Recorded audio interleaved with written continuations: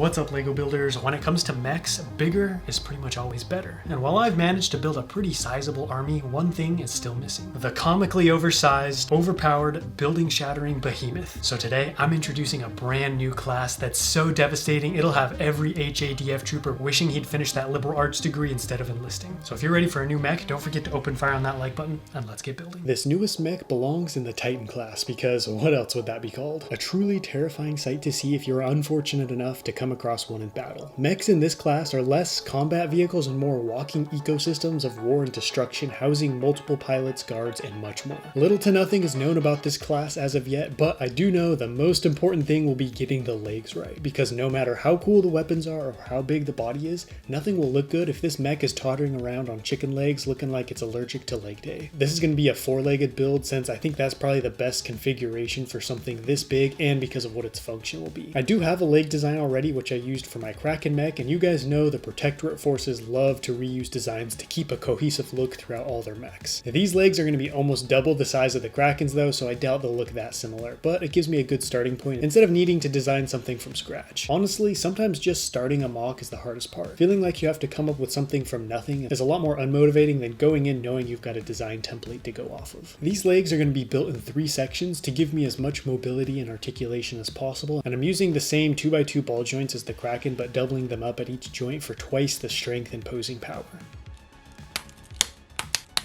The legs turned out even bigger than I was planning. This is what they look like compared to a Kraken mech leg and a minifig. I've got some fresh off the boat Alaskan king crab looking legs. I found this octagon plate is super useful for mech bodies because of the angles on the sides. If I stick some jumper plates on those edges, it allows me to connect the legs to the plate at the same angle as those edges. That way the legs are pointing out away from the body at just the right angle instead of jutting out awkwardly at 90 degrees or straight out in front of the build. I made sure to run a sturdy row of brick and plate across the entire base because it's going to be holding a lot of weight, and I don't want the plates bowing in the middle, and the bricks will help keep everything rigid. I plated off the top with some more angled pieces, and so far this looks pretty good. The body has some real size to it, and there is zero bowing in the middle even when there's a lot of force applied. Now comes the real hard part: making this look pretty. To understand the body design, I first need to understand the function of this mech. I have guns aplenty, but missiles a few in my mech army, so I wanted to make this a combo of mobile command center and missile launching platform. So this will need to be one big body with an interior of sorts. When unsure of what to build, I often turn to the age-old adage of when in doubt, bring the curved slopes out. I think that was coined by Sun Tzu or someone in the art of mechs, but don't quote me on that. This round section on the back is going to be the frame for a large disc holding the missile launcher, so I added a turntable so it can rotate. Most of the front cockpit area is still top secret and unknown, but there is a small portion at the back for one of the drivers. The rest, well, you're just gonna have to stay tuned to find out what's inside. I love using these large quarter round bricks for large vehicles. They take up a lot of space but are very smooth and provide a nice finished look that I have a hard time getting with much smaller pieces.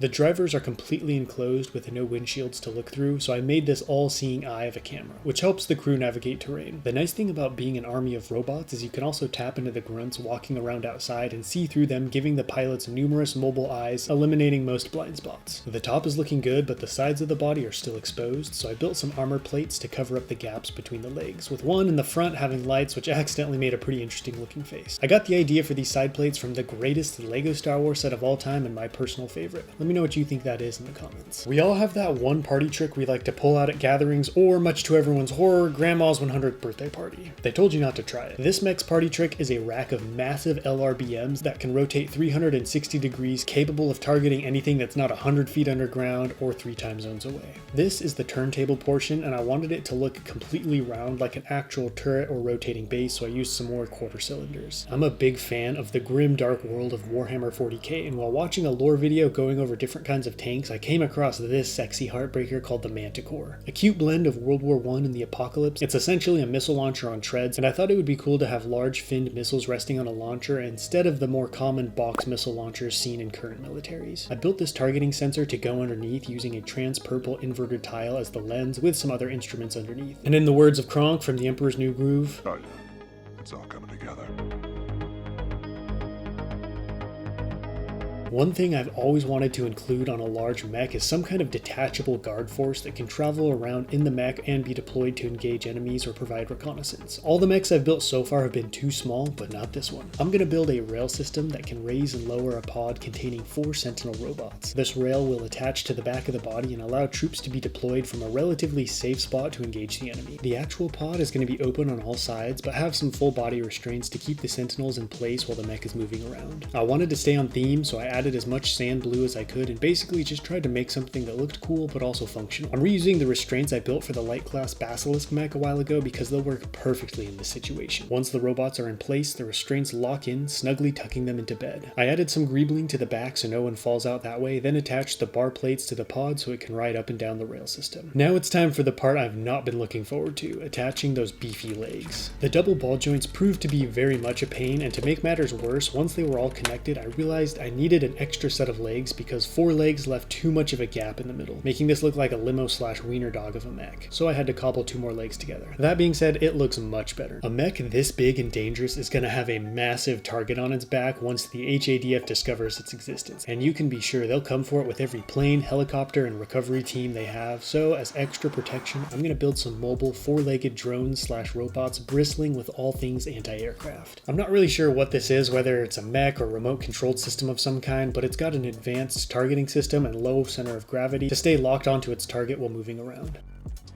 I'm not sure what I want to call this one, so drop some name suggestions in the comments. I'm sure once you see what this looks like, the names are going to start flying in. This build's going to be similar in size to the light class Scorpion mech, so I guess that would put this one in the light class as well if I decide to put a pilot inside.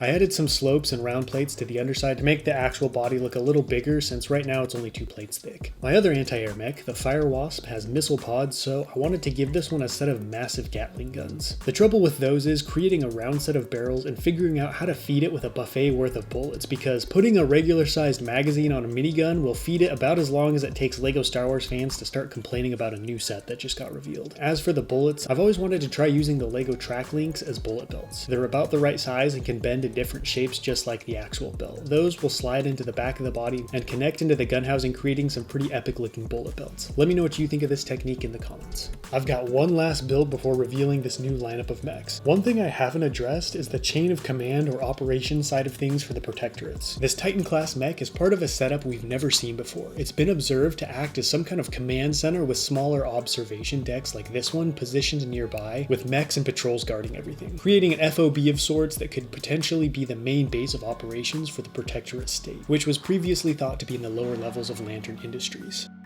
A new kind of Sentinel has also been seen, yellow and white heads, designating them as more intelligent tactician robots, rarely seen on the front lines due to their scarcity and importance. Think it's weird to designate ranks by different colored heads? Well, it wasn't my idea.